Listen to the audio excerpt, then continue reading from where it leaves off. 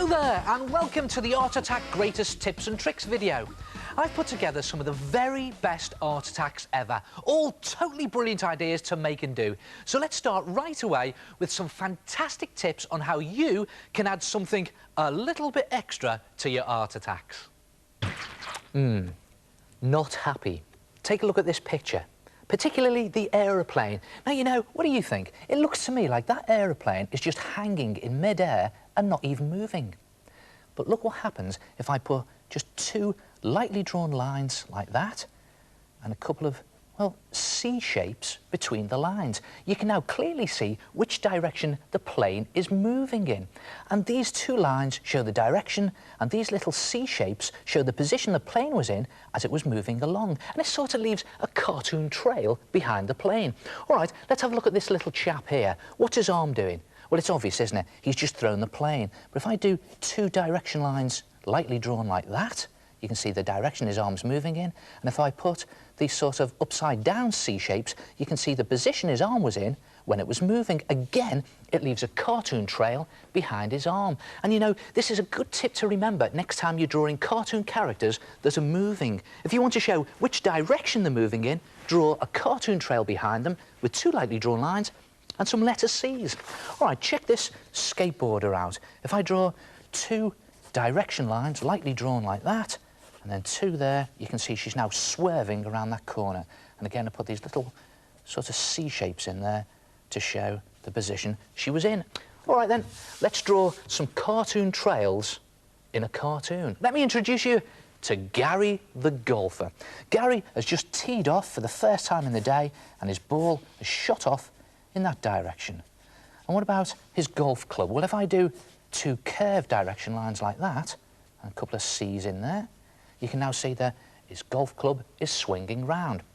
Gary's ball flies off into the woods. So look at this. If I do the ball going in this direction, and it hits a tree, rebounds in this direction, just put two little C's in there, and then it flies off in this direction, leaving a cartoon trail going through the woods.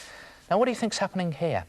Well, look at this. If I do two curved direction lines like that, you can see that the ball is bouncing down the stairs. That's another good tip to remember. If you want to do bouncing, do curved direction lines. Now, while Gary is playing golf, this little busy bee is enjoying flying through the falling autumn leaves. And, you know, leaves fall in a sort of haphazard way, so I'm just going to do wiggly direction lines like that. And the bee is dodging the leaves. So again, just do wiggly direction lines. Suddenly, Gary's golf ball flies up and hits the bee smack on the nose. Just do a little explosion there, cartoon explosion, with a thump. Not very nice, is it? And the ball flies off in this direction, and unfortunately, the bee is out of control and flies off in that direction. Now, the bee starts to crash towards the earth, which is downwards. So I'll do the direction lines there, and the little C's in there. And the bee is spinning as he's going. He's so dazed. And again, if I do just curved spinning lines like that, curved direction lines, it looks like he's spinning. Now, we all know what happens when bees get angry. This one is very angry, and he decides to sting Gary. So he chases him through the woods. And look at this. Gary the golfer is leaving a cartoon trail that just winds around the trees. And there it is. Try it yourself. Next time you want to show what direction your cartoon characters are moving in, draw a trail behind them.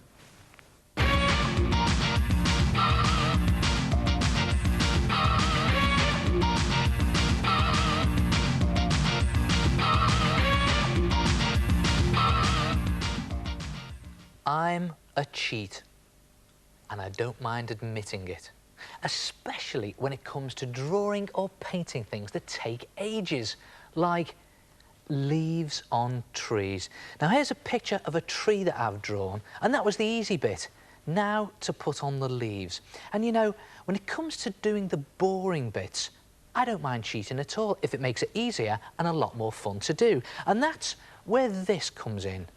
Any old paintbrush, preferably one with stiff bristles. And it's just a case of dipping it into some green poster paint, like that, and then just wiping off most of the paint. And the idea is to get your brush as dry as possible, so don't put any water on it. And then just hold it vertically above your picture and stab it down onto the paper. And look what happens. Look at that. Hundreds of leaves start to appear. It's a really good cheat, isn't it? It saves you drawing each leaf individually. And the more paint you put on and the more leaves you stab onto your picture, the thicker they get. Look at that.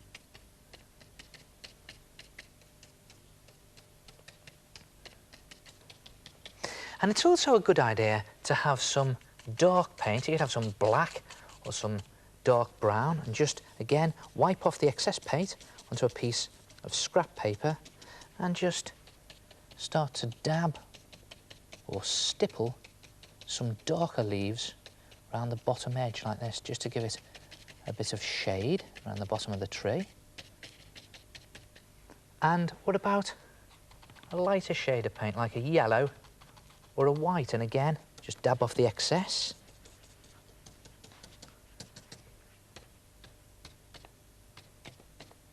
On it goes.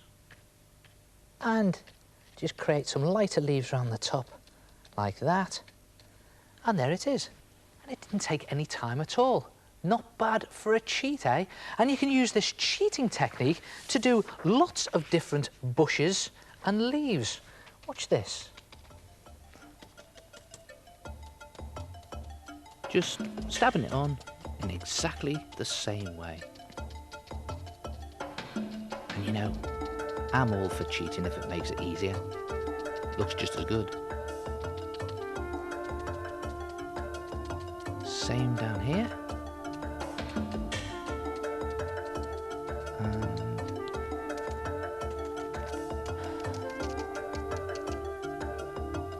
just a couple of bits of black around the bottom of the bushes.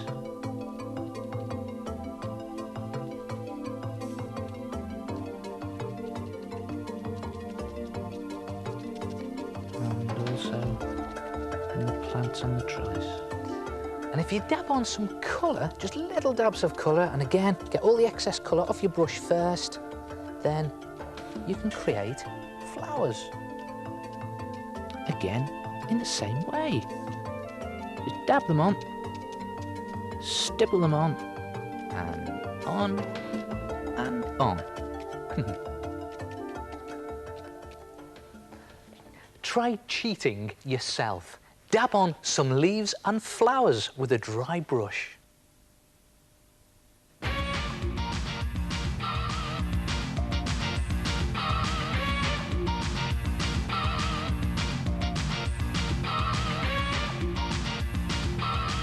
Have you got a set of these watercolour paints, but does your water always end up looking like this? And your pictures end up looking like this, a complete splodgy mess. Well, believe it or not, watercolours are one of the hardest art materials to use. Many times I've ended up with a complete mess like this because it's all run out of control. Well, here's some tips on how to get good results from your watercolour paints. First of all, draw a sketch on nice, thick drawing paper. Watercolours work best on thicker paper. And when you do your sketch, just do the outlines and the shapes. You don't need to put in any detail. And when it comes to mixing your paint, just mix it with water in the lid tray of your paint box. And if you haven't got one of those, then you can always use empty yogurt cartons that you've washed out. Now, the technique to watercolour painting is just simply to brush on the paint onto the paper and keep that wash going as quickly as you possibly can. Just keep it going down your paper like this, and try not to go back on yourself. Even if you miss a bit, just keep going and you get a nice smooth wash.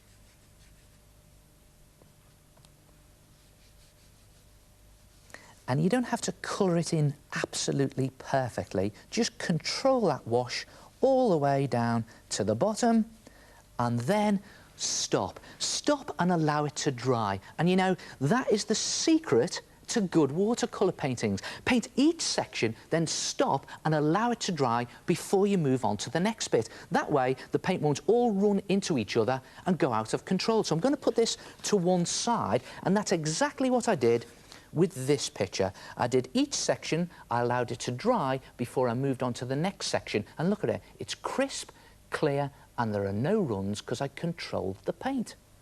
So when your background is dry, then you can add on a layer of shading. And to do this, you just mix your paint slightly thicker and add in touches of black.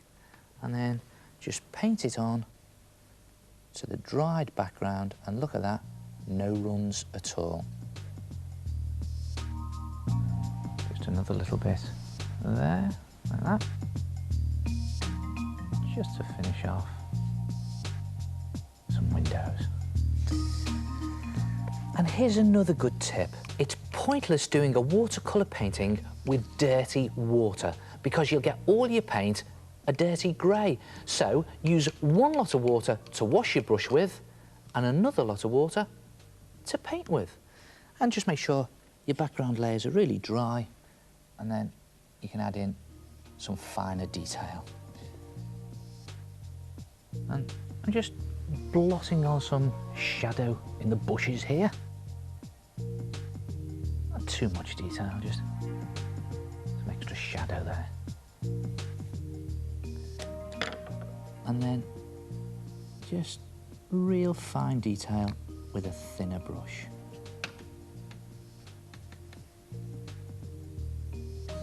There, and there, and there.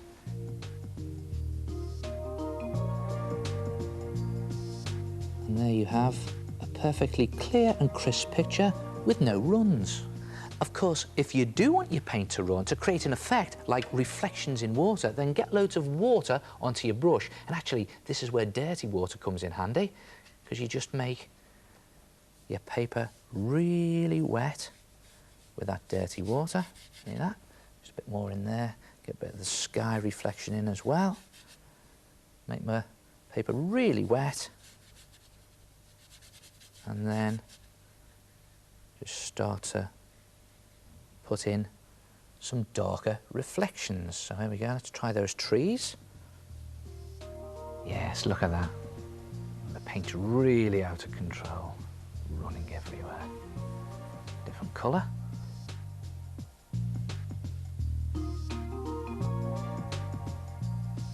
And there it is.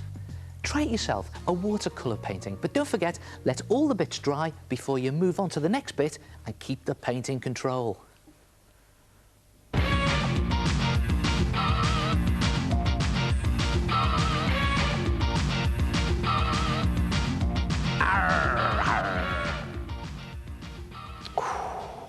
Take a look at this picture. There's something missing. Watch this. That's better. A shadow. And that's a good tip to remember. Put shadows into your pictures and make them look more realistic. For a start, it makes things look as if they're standing firmly on the ground instead of floating around in mid-air. Now, take a look at this girl. She looks as if she's floating around in mid-air at the moment, but a quick squiggle shadow, and now her feet are planted very firmly on the ground. Of course, if you do want things to float around in mid-air, like this girl, then it's just a case of drawing the shadow some distance away from the bottom of the object, or in her case, from her feet, and now she's flying around in mid-air. Now, when you are drawing shadows, you have to decide which direction to draw them in. And here's another good tip.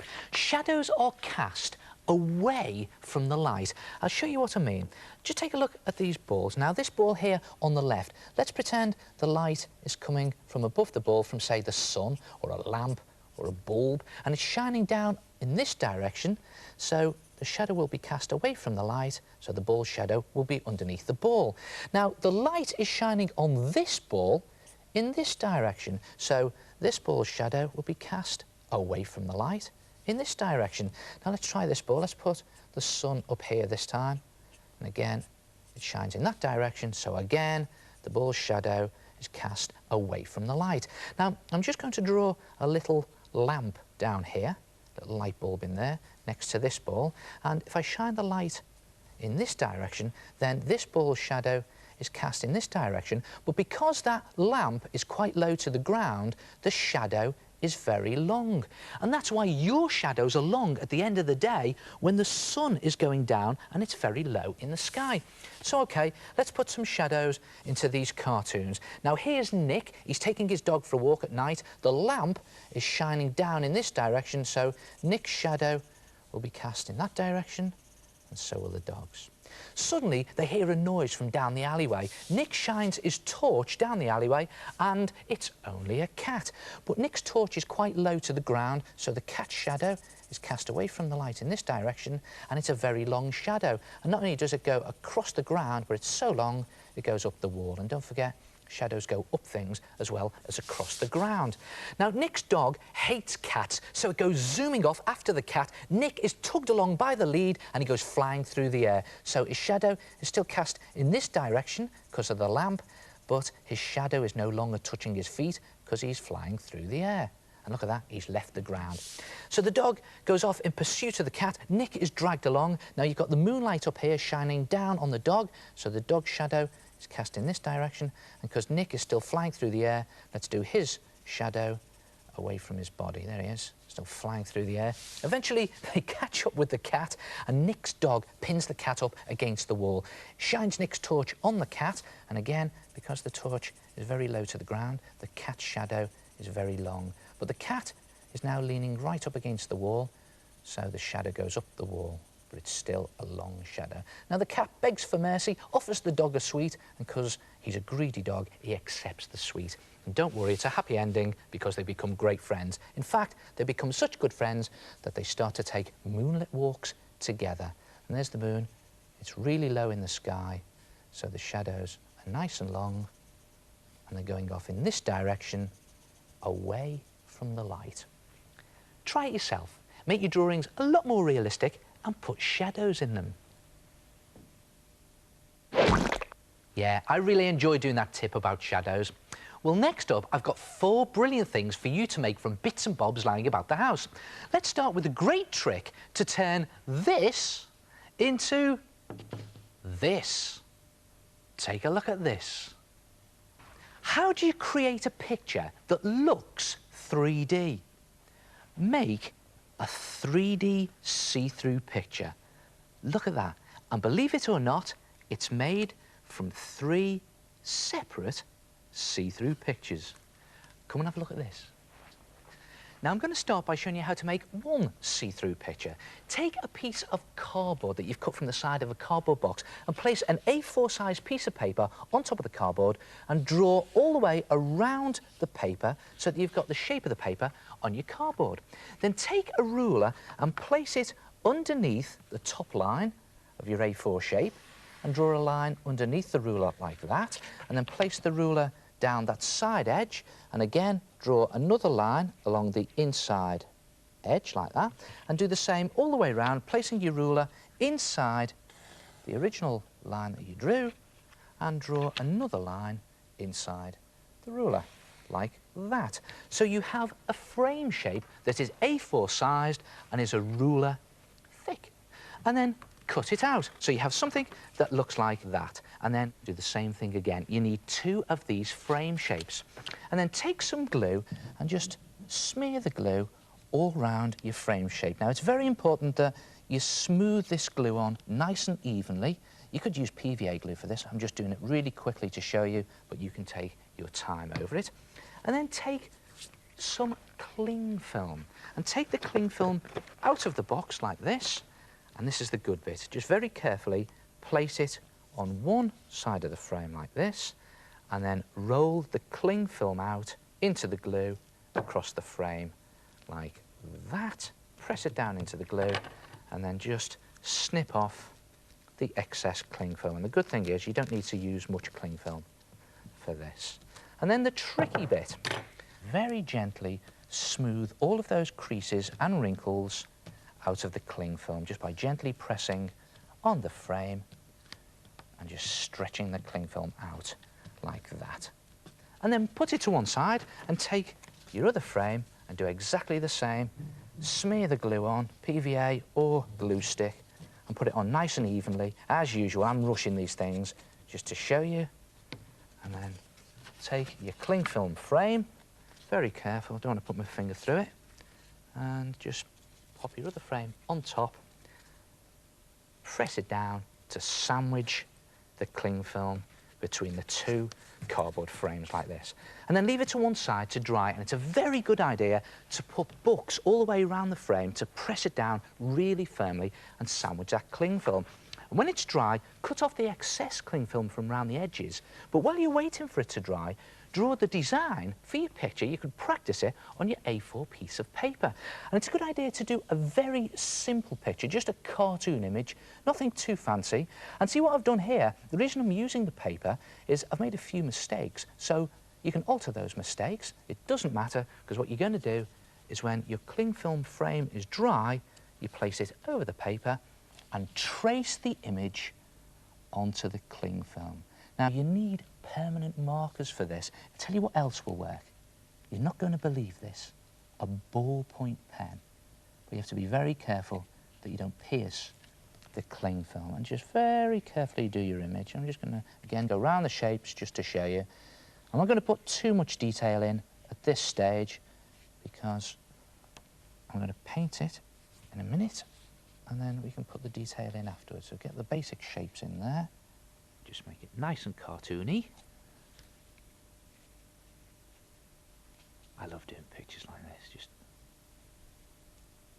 get in there like that, not too much detail. And when you've got your basic shapes in, then just decorate the frame. Give it a good old wood finish. So what I'm going to do, you've seen me do this many times before, I'm going to do some wispy lines on the frame just to give it a wood grain finish. And a few more wispy lines down here.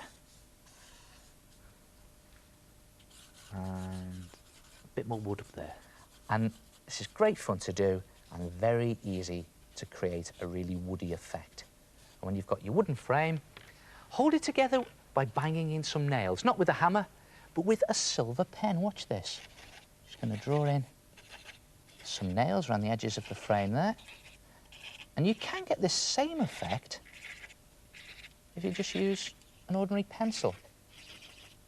And then paint your picture. Now, I've only done the outline, so I'm going to paint it and then put the detail on. Paint it using acrylic paint or poster paint. But poster paint won't stick to your cling film unless you mix it with a bit of washing up liquid. Good tip, that. I just mixed it with some washing up liquid here. And now I'm just going to very carefully paint it onto the cling film. Right on there. A lot of paint on the brush. And you paint the whole of your picture in the same way. And when you've painted it, you'll have something that looks like this. Look at that. Just remove my picture. And there it is. A see-through picture. And if you want to make a 3D see-through picture, it's simple. You make 3 of them. There's one. And I just put the other one on top of it. There's 2. And finally, there's the 3rd one. And if you just stick them together with sticky tack, you can even move them around and slot them in and out of each other to create a different picture each time. And the more cardboard boxes you get and the more cardboard you cut out, you can just keep adding more and more pictures until you have a 3D see-through picture. Do you have any secret notes or photos or private letters that you want to hide? What you need is a secret file to keep them in. And where are they? Well, they're not in here. Actually, they're in here in a secret compartment. Look at that. Come and have a look at this. Take 2 A4 size pieces of paper and place them onto a good stiff piece of cardboard box card, draw around them and then cut those out so you have 2 A4 size pieces of cardboard. Then take one of them and one of your pieces of paper, place your paper on top of your cardboard like that and then tape it to the cardboard. Now, it's very important that you only tape it down 3 edges, the top edge, the side edge and the bottom edge. And the way to tape it is just put your tape on lengthways like that and just tuck it over around the edge of the cardboard. It can be a bit fiddly to do, so take your time and do it in small pieces of tape at a time. But when you've done 3 edges, the top one edge and the side, you will have a paper pocket that opens down one of the long edges like that. Then place your pocket down and take some PVA glue, mix it in equal parts with water, your PVA school glue, and slop it onto the front of your paper and card pocket and just simply paste some newspaper onto the front, just little strips of newspaper. Now, it doesn't matter if it's not very neat, because if you get wrinkles in that newspaper like that, perfect. It gives your secret file a nice wrinkly leather effect. I'm just slopping this on here. You don't need to be neat with it, but whatever you do, don't glue up that side open pocket. Do both sides of your paper and card pocket, and when you've finished, you will have a nice wrinkly pocket that's nice and stiff. And again, I'll say it, whatever you do, don't paste over that open edge. And then take some poster paint or acrylic paint, a nice rich brown colour, and paint your pocket. And just slopping it on there into all those nooks and crannies and all those wrinkles, and you should get a great leather effect. And when you've done the front and the back, you'll have something that looks like this. Look at that. That's one of your secret compartments. And when you've painted it, if you want to give it this real shiny leather effect, when the paint is dry, completely cover it in PVA glue and it'll look a real mess. But when the glue dries, it goes hard and shiny and see-through and gives this great leather effect. Now do exactly the same with both paper and card pockets, and you have the front and the back of your secret file. Then just place them side by side with the open pocket edges running down the middle like that, and make sure the paper side is on the inside and the cardboard sides are on the top, and then cut a strip of material to fit down the middle, just to fit across that gap down the middle. Now your material needs to be the same height as your file, and it needs to be wide enough to overlap on both pieces of card by about a ruler's width. That's absolutely perfect. Now, you can use almost any type of material for this. I've actually cut a scrap strip of material from an old Art Attack sweatshirt. Red's perfect for a secret file, but you can use any plain colour. In fact, you can, if you want to, use thick paper or thin card. Now, place your material down the middle like that and just cut some triangles of material. It's best to use material, I think. Cut some triangles, place them in the corner, because this will give your secret file a real professional finish. And when you're happy with that position, just pull the two pieces about 1 centimetre apart, just to create a gap down the middle, and then glue everything firmly in place. Make sure you get that gap down the middle. Glue it all in place using nice, strong PVA glue. And when you've done that, look at this. You will have your secret file with your two secret compartments. And see that? They're joined in the middle by the material. And it looks very professional. And then close it up and just take a ball of sticky tack. And what I'm going to do is just place that there, because the idea is you pierce a hole through each of those sides into the sticky tack, because I don't actually want to damage anything underneath, just using a sharp pencil for this. And then do another hole about 4 or 5 centimetres away from that first hole, and they're about 2 centimetres in from the edge of your file. And then close your file up like that and use those holes as guide to pierce some holes into the back piece right through. So you've got 4 holes, and you can use those holes to thread some ribbon or string through to keep your file closed. And when you've done that, it looks like that. Look at that. And I've threaded some ribbon through there. And see what else I've done here? I've used a gold pen to just really finish it off along these edges and around the holes. And on the front, I've painted Top Secret, because of course it is. And then you can open it up and use it to keep lots of things inside. What have I got in here? Let me see. I don't want to show you too many secrets now. Postcards, photographs, letters, some certificates in there. That's a good idea. And as for my secrets, I keep those all in my secret compartment in there. See that? Look at that. And no one will ever know that they're in there. In fact, I think I'm going to put them back in case anyone sees it. Try it yourself. Keep your secrets in your own top secret file.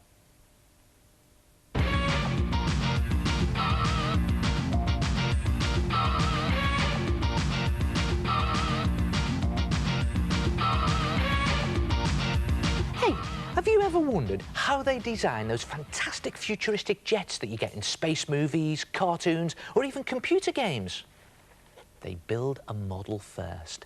So why not design your own futuristic fantasy flyer? It's dead easy. Come and have a look at this. Now, the secret weapon is these things, wedge-shaped boxes that have got one end narrower than the other. And you can get lots of boxes like this. You can get chocolate boxes, sweet boxes, and you can get loads of these chip boxes anywhere. So take one of these wedge-shaped boxes and place it onto a good strong piece of cardboard box card, and then just draw a wing on either side. Now, do nice, chunky, triangular wings. Don't do flimsy, long ones. They don't need to be too long. The idea is to make this look like a jet, not one of those big passenger planes. And then take that away and just join those two wings up like that, and then cut the wing out. And you can tidy it up when you cut it out so that it looks nice and straight and something like that. Then take a ruler and place the ruler along the line and just bend that wing up slightly on one side and up slightly on the other side like that. And then turn it over. Bring your box back in and place the wing on the top so that the wings slope down slightly at the side of the box. And that's your basic wing and body structure for your plane. For the nose, take a paper or a plastic cup and put that on the front. And for the jets at the back, how's about cutting a loo roll tube in half and placing those on the back? And for the tail, you could always cut out a triangular piece of cardboard box card, nice and strong, and slot that between the two at the back. And then tape the whole thing in place, and you'll have something that looks like that. Look at that. Now, the key to this is take your time. Make it nice and strong. Use lots of strong tape or good strong glue and do it as neatly as you can. So that's the basic structure of your plane. But to turn it into a fantasy fighter, you need these things, rubbish tubes. So you can get cardboard tubes, plastic tubes, and the idea is to stick these all over the length of your plane. But don't forget, you're the designer, so you decide where they go. But I'll give you some ideas. How's about taking some of these cardboard sweet tubes and putting those underneath the wing like that? That looks like jets, and it also strengthens the wing if you tuck it into the side there. And then you could also take some of these cardboard loo roll tubes, split them down the middle like that, and just place them all over the body of your plane, and it'll make it look really modern and high-tech, because these do look like extra fuel tanks and extra jets. The more the merrier. And I think I'll put another jet down the top there, and then you could turn it over and put some little fuel tanks or jets on the wing. And see what I'm using here? Old ballpoint pens. You know me, I don't ever throw anything away. Put another one on the other wing like that. And the more bits of rubbish that you put on, the better. Just a case of testing things to see if they look good. That looks good. Another bottle top there. And I've cut this bit from an old egg box, and I'll just put that on there, and that can be the cockpit of my plane. And around the back here, I've cut another little wing, and I'm just going to stick that under the jets for the back bit. Now, you can see what I've done here. I've stuck this all together using little bits of tape, but you should use lots of tape or good strong glue and do it as neat as you can. And when you've got it to this stage, you can paint it. Now, you can paint it using acrylic paint or poster paint. If you're going to use poster paint, it's a good idea to mix in a little bit of PVA glue, so then your paint will stick to all these plasticky bits on your plane. And, of course, you're the designer, so you paint it any colour you want. I'm doing white here as a base colour, but you can do it camouflage, RAF colours, space colours, whatever you want. And then you can add on detail. And when it's finished, it'll look brilliant. And here's mine. See that? I think that looks absolutely Fantastic. Look at that. And I've drawn on other little bits of detail with felt tip pen, and I've stuck on more little bits of rubbish, and it looks brilliant. Look at that. There's a felt tip pen lid. I was going to throw that away, but I've kept that. And how's about some plastic drinking straws as tubes and jets, and I've coloured that with a silver pen. I've done the same on the cockpit, silver pen. Other bits of detail with black pen, painted on some signs, painted on my initials, and look at the back, more drinking straws, and I've painted those with silver pen. And you know, I think that looks as if it's come straight out of the latest science fiction movie. And of course, you're the designer, so you can paint it any colour you like. What about this? Bright pink with silver glitter stars. It's a sort of spice jet. Or what about this one? This is more of a demon fighter. Look at that. It's black. I've painted on some fire, and it looks as if it's roaring through the skies. Try it yourself. Design your own futuristic fantasy flyer. There it is. Got it.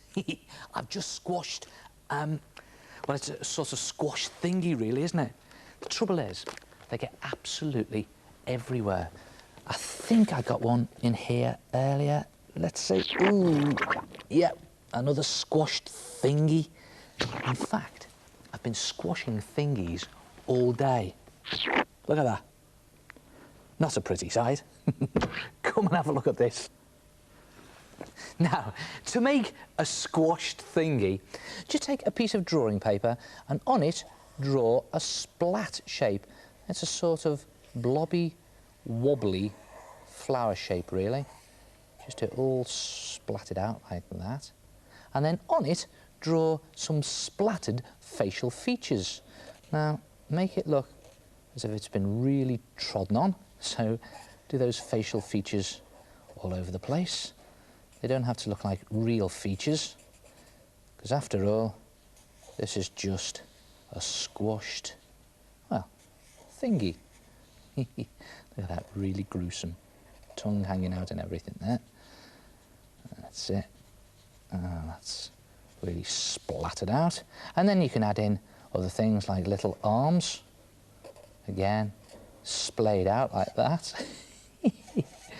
And little legs, and you can put other bits and pieces on if you want to. A little leg out there, I think one out there as well. And now it really does look very squashed. And then colour it in. Now start by colouring it in a light colour to start with. And it's a good idea just to make sure that your outline is dry before you colour it in.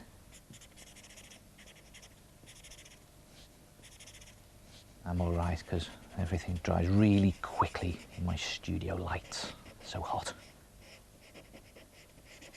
And then when you've coloured all of those splats in the light colour, just take a darker colour and just go round the outside edge of all of those splats, just to make it look slightly 3D. And you make those splats look really splodgy. And what this is doing really is just putting a shadow around the edge and making it look 3D. And now it really does look squashed. And then if you colour in the arms, legs and all the other little bits and pieces that you draw, cut it out, you will have something that looks like that. A squash thingy. Or you could try a different coloured squash thingy, like that. Or what about adding on some different features, like that squash thingy? And what do you do with them? Well, you place them somewhere so that they look as if they've been squashed. You can place them in your books. They make great bookmarks. You can cover them in sticky back plastic and squash them with your cup. Perfect to protect the furniture. You can even stick them on the back of your school file. Ouch.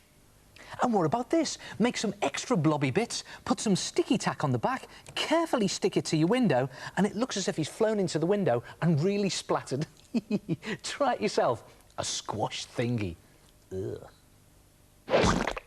Brilliant. And once you've made a squash thingy, you never know where it might turn up. Got it. Well, Well, coming up, I've got some more excellent ideas to turn your pictures into something even more special, like these fantastic 3D effect pictures. Ah, great 3D patterns. It's a sort of 3D wave that plays tricks on your eyes. Try this. Take a piece of paper and just draw some wavy lines running from top to bottom using a black pen or pencil. The idea is to just get those lines waving in any direction like that, and then draw some wavy lines going across the paper in the opposite direction like that. So when you've actually finished it, you've sort of created a wobbly checkered pattern like that. And then in each of those wobbly boxes, just draw a sort of wobbly X shape. It's a sort of wobbly cross, really, isn't it, like that? And then another one in there like that, and go round all the boxes, just drawing wobbly crosses or wobbly X shapes, and do all the boxes in the same way. When you've finished, you'll have something that looks like that. And you notice I haven't done any wobbly crosses in the outside boxes. You'll see why in a minute. Then take a pencil or a crayon or a felt pen, any colour you like, but you must have two versions of the same colour, a darker version and a lighter version. I'm using blue. You can use anything you like, red, green, but you need two versions of the same colour. And then you need to take each of these boxes individually and colour in the two side triangles facing each other. Now do the first triangle with the darker version of your colour. So just colouring mine in with my blue. If you used green, you'd have dark green in this triangle. And then the other side triangle facing it, I'm going to do with my lighter blue, like that. And then the triangle at the top, I'm going to leave white. And that bottom triangle, I'm going to colour in with the black pen I used to draw the thing with in the first place. So I'll just repeat that for you. It's the two side triangles with a light and dark version of your colour. The top triangle is white and this bottom triangle is black. And do the same on all the wobbly boxes. The dark version of your colour, the light version, leave the top white and the bottom one is black. Go around all the boxes doing all the triangles in the same way, and when you're finished, it'll look like this. And you notice I haven't coloured any of these outside boxes in again. That's because you cut them off. And when you cut them off, you'd have something that looks like that. Look at that, a 3D wavy pattern. And to make it even more wavy, if you just roll one of the sides gently like that, not too tightly, and then roll the other side just to curve it up slightly, like that. And then if you take a piece of backing card or paper, any colour you like, but a good contrasting colour to your pattern, and then just place your 3D wavy pattern over the card, flip it over, put a couple of dabs of glue on, and then position it above your card, and before you press it down, just push the two side edges in like that, so you create a wave in the middle of your pattern, and then slam it down and trap it onto your backing paper. And when the glue's stuck, there you have a 3D wavy pattern. And of course you could always experiment with different ways of sticking down your pattern onto your backing board. I've pushed the two side edges in a different direction on this one, and look at that wave in the middle. Hey, I've discovered a great way of making your artwork literally jump off the page. Crease the clothing. Come and have a look at this.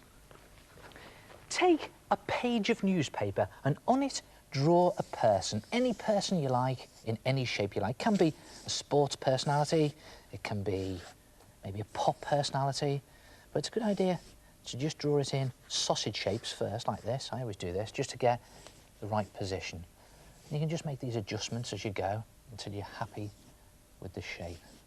There it is. I'm just drawing a guy sort of dancing, in sort of a dancing position. And when you're happy with the general shape, then put some clothes on your person. Now I'm going to put a baseball cap on, put it on backwards so he looks really trendy. If he's dancing, he could be in a disco, couldn't he? So I'll put his disco shirt on there. And maybe I'll put some shorts on him. Now hold on, you may be thinking, why has he got shorts on if he's in a disco? Well, maybe it's a hot and sweaty disco, or maybe it's a beach disco. And I think I'll put some socks on him down here like that, and some Nice big trainers. And the great thing about using newspaper like this is you can just make these adjustments as you go in. It doesn't have to be neat, but just get a nice shape. And I think I'll just put a bit more detail on his fingers there, maybe on that side as well, like that. And when you're happy with the general position and all the clothes, just cut all of these bits out. Now, the idea is to cut all of the bits out separately so that you can use them as templates to draw around onto other different coloured pieces of paper. So, OK, I'm going to try the shirt first. Now, if it's a disco shirt, we need some disco-y paper. And I've got this scrap of wrapping up paper. There it is. And I've always got these scraps of wrapping up paper that I save over from Christmas. And you never know when you need them in a heart attack. And I'm just going to use this shirt that I drew on the newspaper as a template just to draw around very roughly onto the wrapping up paper, like that. And the idea is to cut that shape out so that you have something that looks like that. And I think I'll do the shorts. Maybe what I'll do is I'll use a comic for the shorts. They are quite comical, the shorts, aren't they? So I'll put onto an old comic I've got there, just put that newspaper pair of shorts. Actually, I wouldn't mind a pair of comic strip shorts myself. They'd look rather good, wouldn't they? Just draw around them like that, just roughly, and remove the newspaper, cut the shorts out, and you have something that looks like that. And the idea is to do the same with all of those bits of newspaper, just use them as templates to draw around on coloured paper and cut them out. Then take some PVA glue, you know, the white school glue that you get in the Squidgy bottles. I'm always using this stuff. I think it's really versatile, this stuff.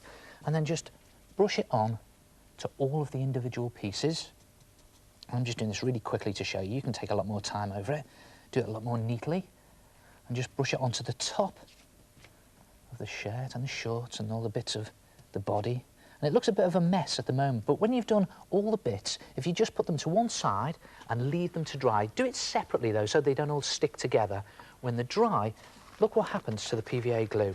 Yep, it goes all hard and stiff and shiny like that, and it gives it a really good finish, a good effect there. The problem is, all these bits are still a little bit flat. So the only thing to do is crunch them up. Just crunch them up, put creases back into those clothing. Now, I know you're probably sitting there going, oh, no, he's just done that, now he's creasing it up. But it's a great effect. Just crunch them up and do the same with all the other bits, and just pull them up and crunch them up like that, and then separate them. And it's a good idea at this stage to put them onto a piece of thick paper or card as a backing card, any colour you like, something that looks good as a backing. And then it's just a case of piecing them back together again in the original shape, like a jigsaw. It's quite difficult to do this. It's quite difficult to grab them because they're all shapes, they're all sticking up. But don't flatten them because you get this great 3D effect there. That's it. He's back in his dance position now. I'm quite happy with that. And when you're happy with the position, just glue it down. Put a couple of dabs of glue very loosely on the back of each piece. And whatever you do, when you're gluing them down, don't press them down, otherwise you'll flatten each piece and you'll lose the 3D effect. And look at that. It really does jump right off that backing board. And I've even added in some musical notes with felt tip pen. And see what I've done there? I've given him some tin foil shades. Try it yourself. Creased art. Good effect, isn't it? And as I say, you can do any person you like. What about a sports personality there? Look at him all creased up, kicking the ball. Or how about a superhero? And look at the creases in that cape. And there she is, the craggy old witch, all creased up.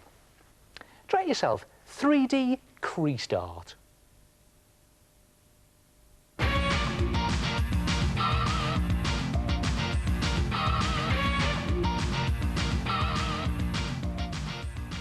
When you're creating a picture, do you sometimes have difficulty trying to decide which art materials to use? I mean, there are so many of them.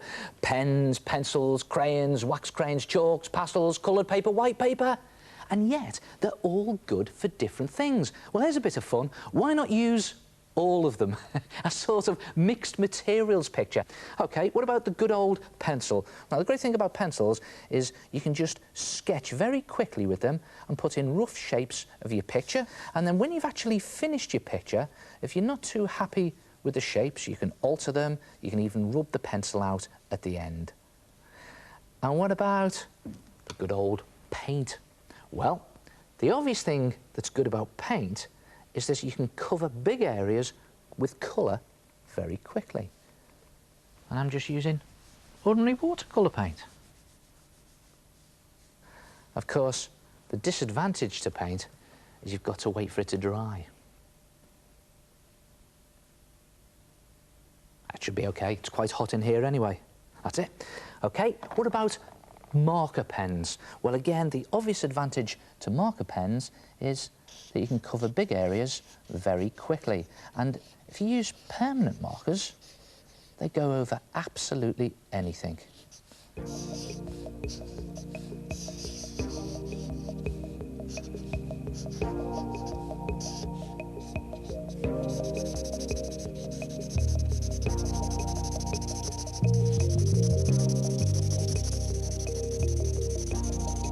And as well as covering big areas, you can also do fine detail.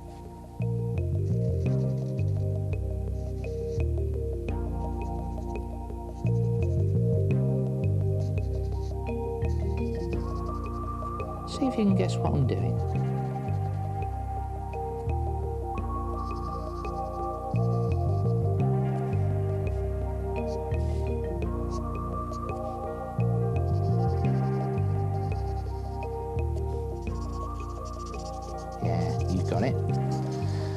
And what about these things, water-soluble pencils? Well, the great thing about water-soluble pencils is you can just use them as normal pencils. And it's just a case of drawing with them normally, or you can brush on some water and you get a really watery, well, watercolour effect actually. Water turns them to watercolour. And it's great for atmospheric pictures like this or watery effects.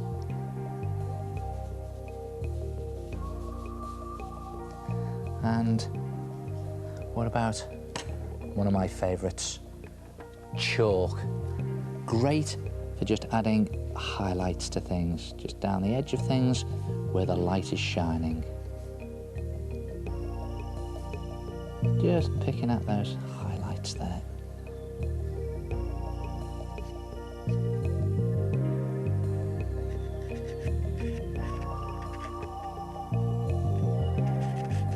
Another thing chalk's great for, of course, is smudging.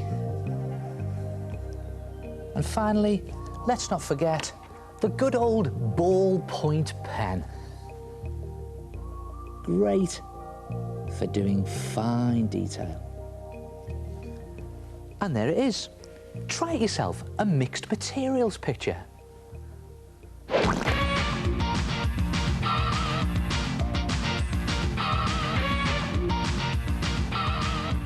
Oh, a brilliant idea and great fun to do, creating a picture using watered down layers of paint.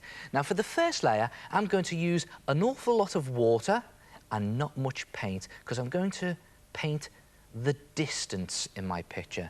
And the further you get into the distance, then the more water you put into your paint. And there's hardly any paint in this at all. And let's just see if you can guess what it is I'm painting.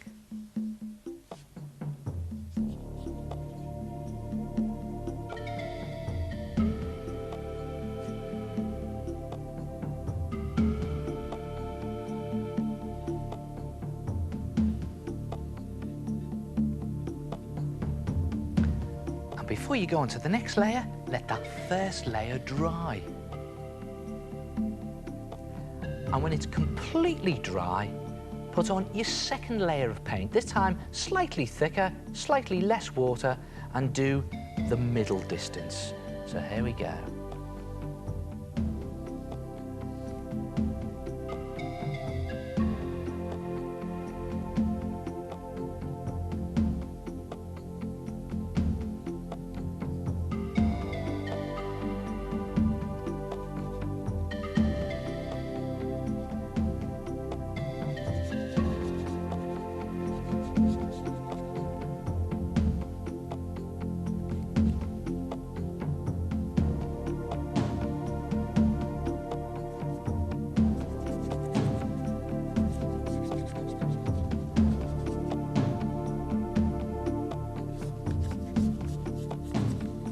guess what it is yet.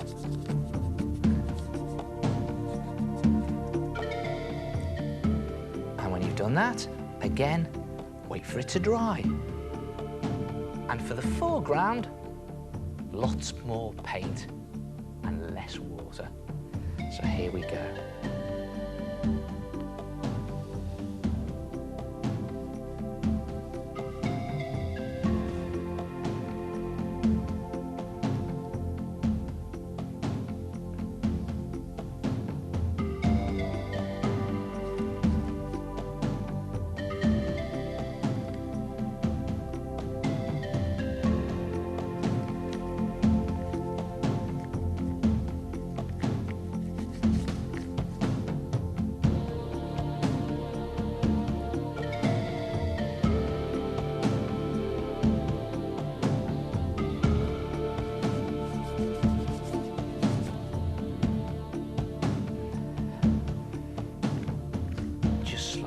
Bit more paint there. And then I'm just going to use a slightly smaller brush to put in just a little bit of detail in that foreground, not too much there. Yeah, I'll bet you can guess by now what it is I'm doing. And again, I'm just going to let that layer dry. And at each stage, I'm just putting in slightly more paint and slightly more detail the nearer the picture gets to you. And waiting for the stage before it to dry.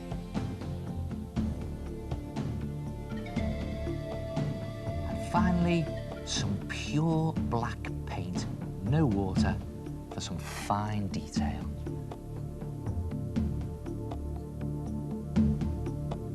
There it is. Try it yourself. A layered, watered-down picture. Amazing what just adding water can do. You know, one of the hardest things of all to draw is ourselves. People are just so complicated. But to finish up, I've got some top tips on making loads of different types of faces. And you'll have a laugh with these art attacks, because they all make me look a bit daft. Check this lot out. And isn't it weird, old age? You know, how we change looks from when we're very young to when we're very old. Now look, do you want to have a real laugh today? All right, I'll let you into a secret. Don't tell anyone. Take a look at that photograph. Guess who that is? Yeah, you've guessed it. It's me when I was 8. Now don't worry, because this is still me now. But the weird thing is, what am I going to look like when I'm really old? Well, try this. Draw a cartoon or a caricature of yourself. Doesn't need to be brilliant, just a rough one, and add some instant old age. All right, I don't know whether I want to do this, but here we go. Let's take off my hair.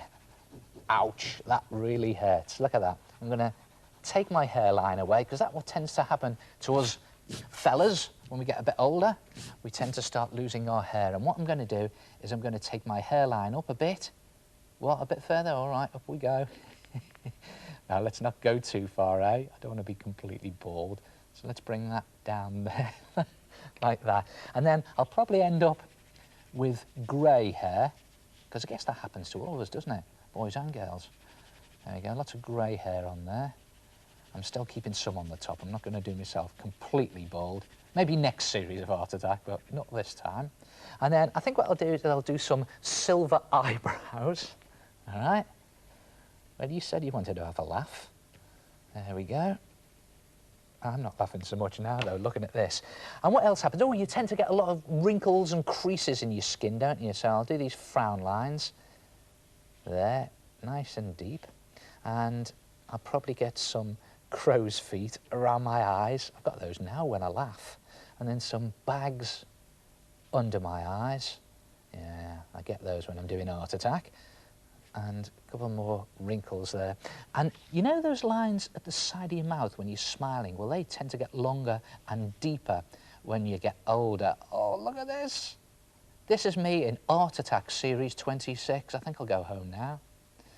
And I'll tell you what I think I'll do. When I get a bit older, don't laugh, I think I'll grow a distinguished moustache. So I'm going to do that in silver crayon again, because it will probably be grey by then. And just do it coming down there. There, like that. And then, oh, I don't think I like this at all. And I think I'll end up with a beard as well. A lot of older people have beards, don't they? Well, the fellas do anyway, not so much the women. Like that. And that'll be in grey hair, I would imagine, or grey stubble. And what else? Oh, you know what may happen when I get a bit older? My eyesight might start to fail, so I may have to have reading glasses. There you go, on there like that. And can you imagine me doing Art Attack looking like this? With me red Art Attack shirt on. Look rather stupid really, wouldn't it? Put that round there. And there it is. That is probably how I'm going to look when I'm a lot older. Ugh. And you know what the weird thing is? Looking at that, you know, this is exactly how my dad looks now, except he hasn't got a beard or moustache. That's a worrying thought, isn't it?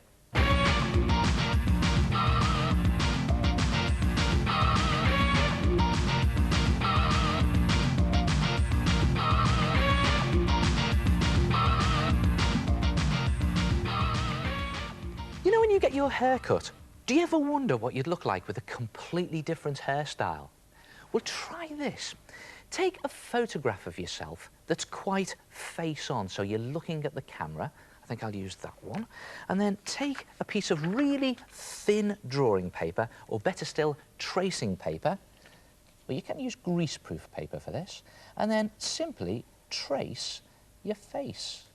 And the idea is to just draw around the shape of your face, but leave out your hair. When it comes to your hairline, just draw around the hairline.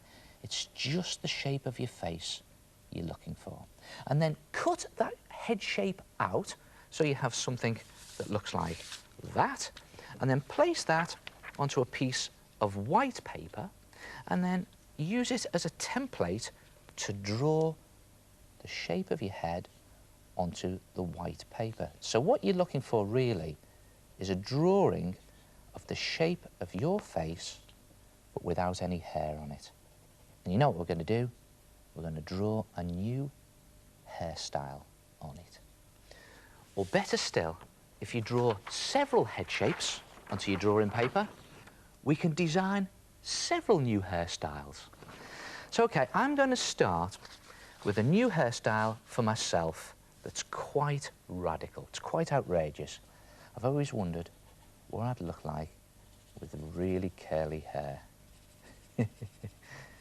And this is a lot cheaper than getting a perm that goes wrong. Oh, I don't know about this. Look at this. Now that's looking a bit like it's looking a bit like a tennis player, isn't it? I'm not sure whether I'm keen on that. Okay, let's move on to this one. What about something a little bit shorter? You know, sort of pop stars style, where it's slightly feathered around there like that. You've got these little layers here. I bet that looks pretty good. Okay, let's try a couple of other ones. What about one of these longer hairstyles where a lot of pop stars wear these hairstyles as well, where the hair's really flicked over the fringe like that. Yeah. Or maybe something really crazy. Oh, I know. Oh, you laugh at this one, look at this. What about a good old-fashioned punk hairstyle?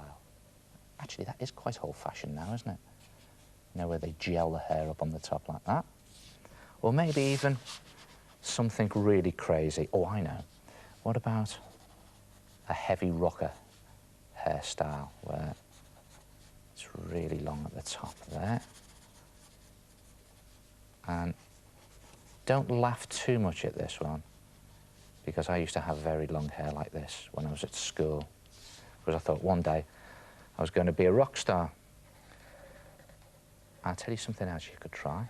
If you go into a fancy dress party, you could always try a fancy dress hairstyle on yourself to see what you'd look like at the party. Just a bit of a clown hairstyle there. And then when you've done that, Colour the hairstyles in. In fact, you could give yourself a different hair colour and cut that face shape out in the middle. And then it's just a case of placing your photograph down and trying on your new hairstyles. Ah, look at that! I don't know about a tennis player. That looks like a hairdresser, doesn't it? Oh, I don't like that. Let's get rid of that. What about the pop star look? Looks more like a footballer to me, that. Okay, try this. Let's see what that looks like. Oh, that's not bad. That quite suits me, doesn't it? Don't know about the colour, though. It's more gingery than my hair. Mind you, if you think that colour doesn't suit me, what do you think of this? The pink punk. Who said it suits you? Here, tell you what, I think this one really does suit me. Look at this. Yeah, and don't laugh, because I really did have hair that long when I was at school. And let's try on the fancy dress one. Let's see that. Yeah, that's quite good as well. Try it yourself. Give yourself a completely new hairstyle with a hairstyle identikit.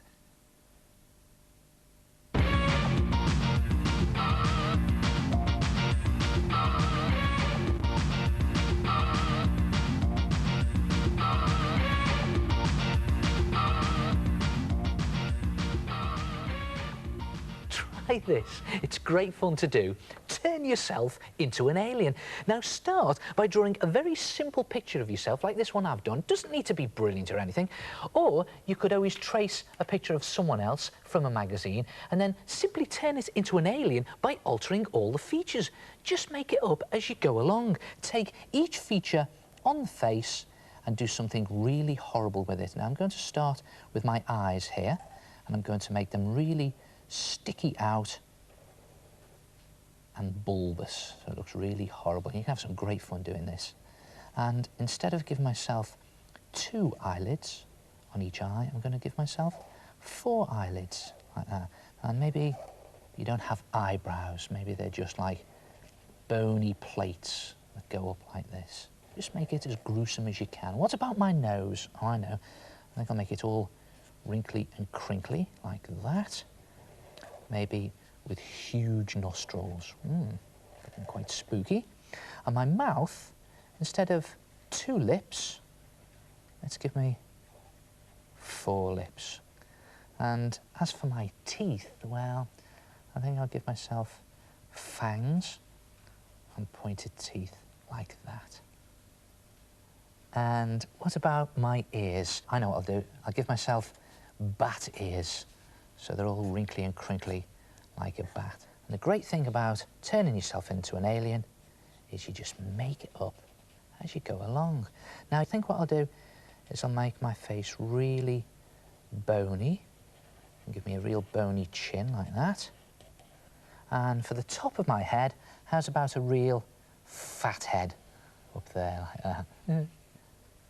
But that looks like there's all brains bursting out inside there. And instead of hair, I think I'll give myself some scales at the top.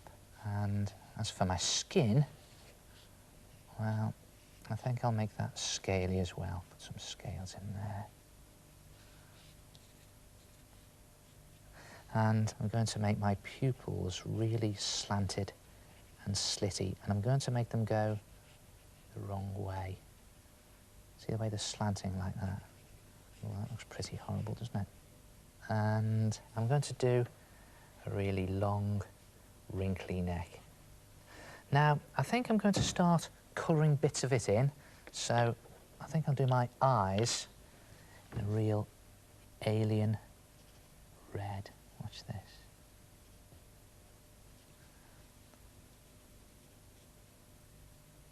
And my skin, I think I'll make it a Martian-y green colour.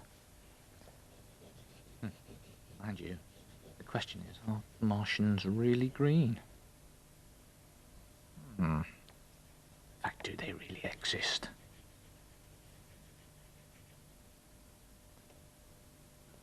If I was a Martian, I'd be green.